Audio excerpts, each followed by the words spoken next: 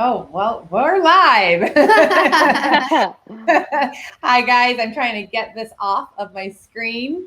Sorry about that. Let's get started. Angela Fazio is an industry powerhouse who has overseen 40,000 homes sold and $9 billion in production. And Kristen Cantrell is one of the nation's most accomplished team leaders, helping thousands of agents build their businesses. They are passionate about educating, encouraging, and empowering moms in real estate. Our next episode starts now.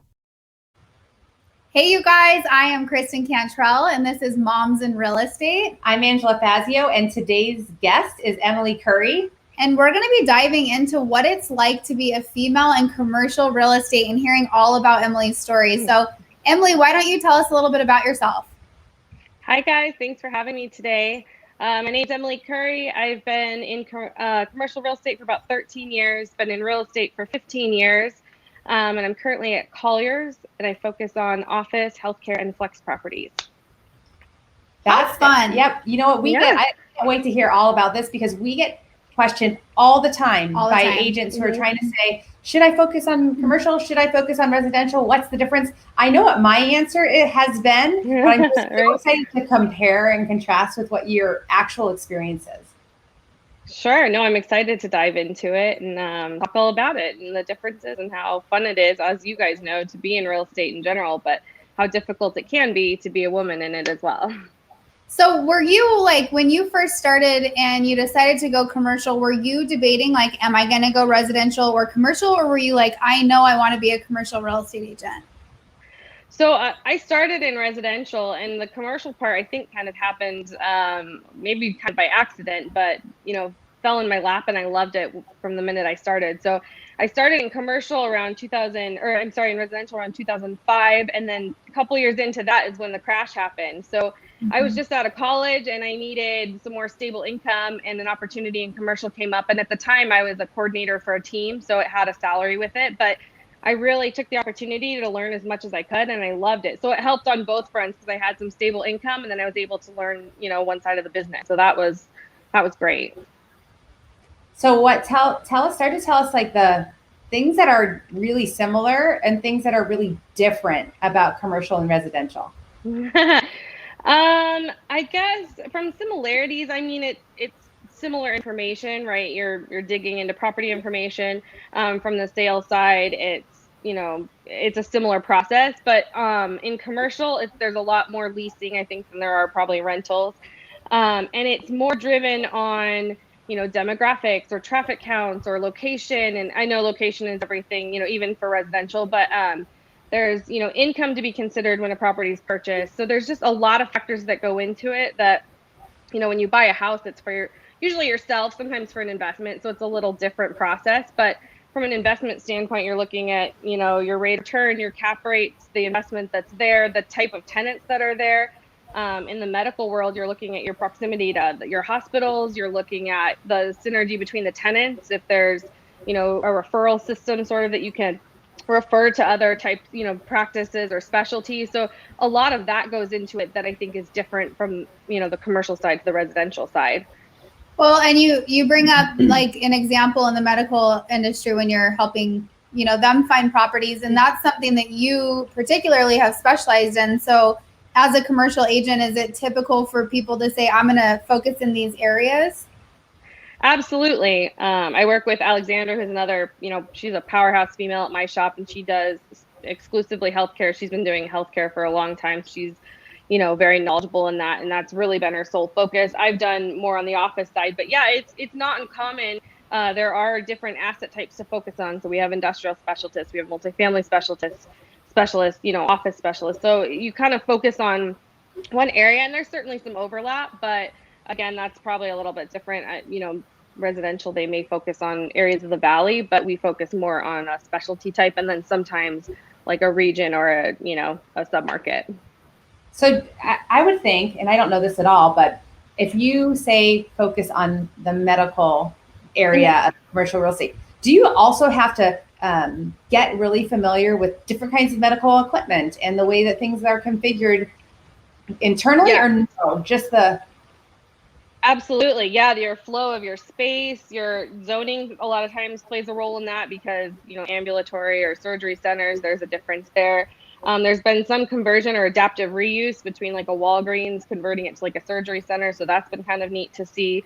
But yes, you do have to really understand that. I mean, your equipment can play into your, electrical usage or the flow of how you want your patients to go. So you start to understand more of how these practices, because there's a lot of similarities between them and how they want their space laid out. You network with, there's architects that focus on, medical. There's all different, aspects of the deal can be focused on that. So walk us through, like, back in your early days, like, how did you build your business, and how did you prospect? Like, what did that look like? So it's funny. I mean, back in, let's see, 2008 is when I started in commercial. So that was more focused on calling, you build your list. We had I worked for an investment broker who did all asset types, but just solely on the investment selling side of it. And so, we were building our lists there. When we switched to leasing, I did a lot in the Midtown or the CBD market. So we looked at a lot of, like, we were tracking leases, looking at tenants in the towers along Central Avenue. So we did what we call stacking plans, where you're looking at, who occupies what square footage and the types of tenants in those. Sometimes you'd have lease expiration. So, you prospect a lot of times based on a lease expiration. And then on the sales side, you might prospect based on how long they've owned it, or, if you lease the property up to 100%, that might be at the point when they're going to sell it. A lot of times that's what we try to do. On the leasing side is if we want to lease it up and then help them sell it and get the best price that we can for it. So that's sort of the process or the cycle it usually takes.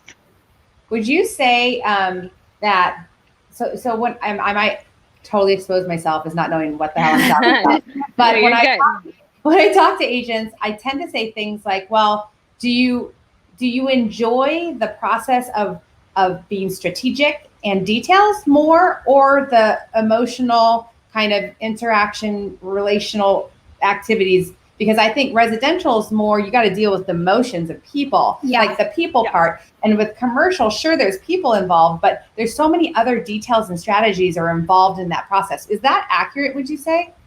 Absolutely. I was talking to actually an agent that is at EXP Akash that we talked about earlier, Kristen, and he was talking about, we talked about buyers' letters, because I just sold a historic property in Mesa, and we got these letters from buyers, like, explaining, we don't typically get that a lot. I mean, this was a historic property, but I was joking with Akash, I was like, we don't typically get, it's usually just like, these are the, we do the pro forma or the investment strategy, and that's what makes sense. So that one was a little different, and I'm not saying those are bad. We don't encounter those every day, like I've heard you do in the residential world. So Can you imagine, Emily, if I were like, dear Emily, please pass this on to the owners. I love that corner medical space with all my heart. Right. I have to have it.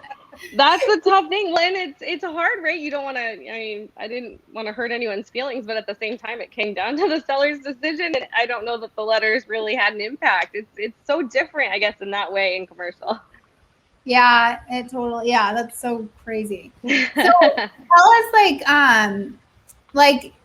I'm losing my train of thought, but what was I just thinking? I don't know. You were thinking, I don't know what you were thinking.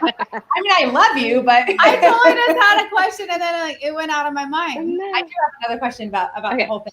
Would you say, like, I think in terms of disc profile, do you know about that? Do you know that at all?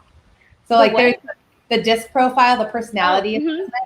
So do you know what your disc profile is? You know what I did? I took it when I first came to Colliers and years ago at another shop, but I honestly couldn't tell you what a lot of my. She's a D. I think she's a D. I don't think DSC. I don't even think that I would be able to do commercial because I don't have any attention to detail. Yeah, I know. Don't you have to have a large measure? Yeah. Well, I'm sure it's the same in residential, but yeah, there are a lot of, I guess, moving pieces. And I mean, I know every residential deal is different, but every tenant deal is different too, just in terms of, I guess, their financial background and the goals they're trying to achieve and what the landlord's trying to achieve. So, I mean, it's just every deal really is structured very uniquely. Okay, I know what I was going to ask. Okay, so good job. So we talked about this earlier, was just kind of, it's like a man's world in commercial. So tell us what it's like being a female in that industry. I mean, I will say it was tough to transition. Like I said, I started kind of in a team support role, but I knew I wanted to be a broker. I was getting the experience, but it's not. I guess I work in a corporate environment, but it's not like a typical corporation where there's, I guess, kind of this ladder that you climb. It's like I was either support or I was going to be a broker, and making that transition was, a little scary, but I've never looked back since doing it.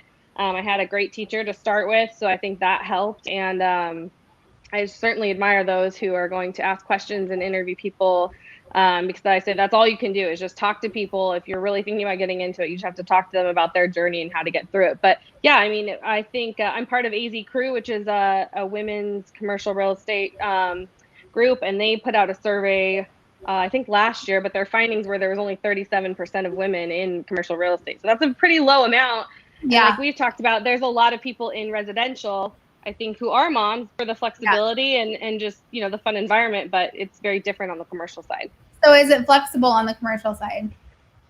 It is. Yeah. I mean, and I think we probably work more traditional hours. Like I don't tour a lot or show space a lot on the weekends. I have before, but that's not usually when it is, where I think in residential, and you can correct me if I'm wrong, but I think you're showing it kind of when people are out of work or when they have time to, probably in maybe not the off hours, but in different hours. So ours is kind of typically an 8 to 5 type schedule, but that's certainly not, set like a corporate, I guess a corporate setting would be.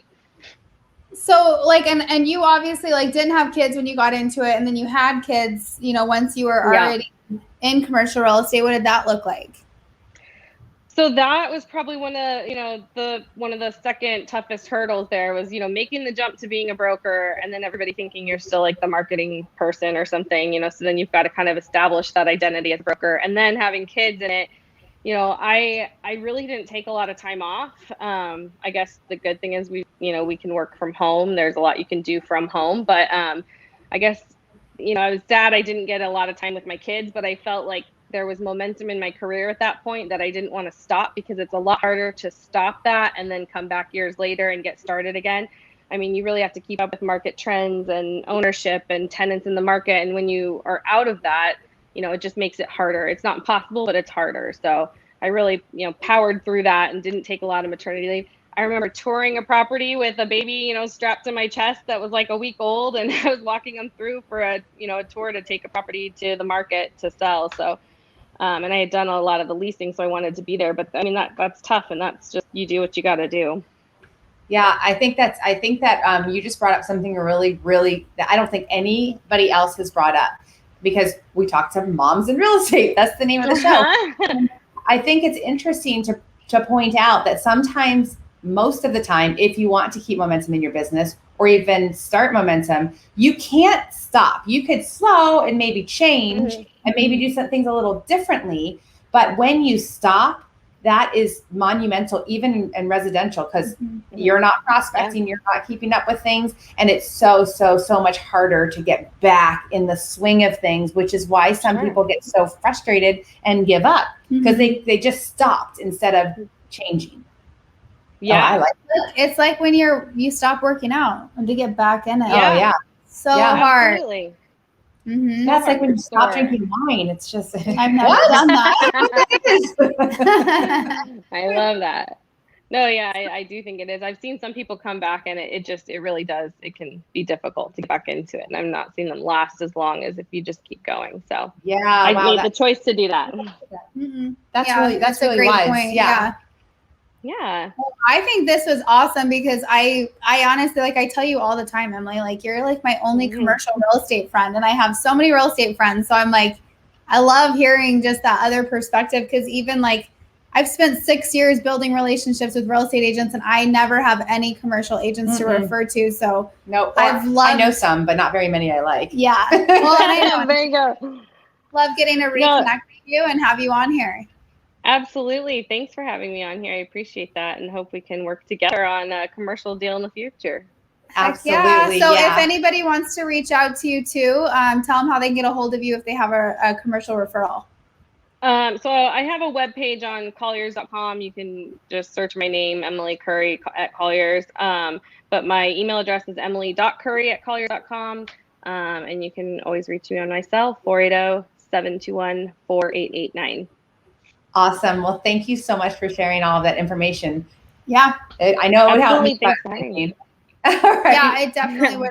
It's definitely very helpful. All right. Well, Absolutely. thank you everyone for watching. We're so excited for you to watch every Thursday at Moms in Real Estate. Great. Thank you guys.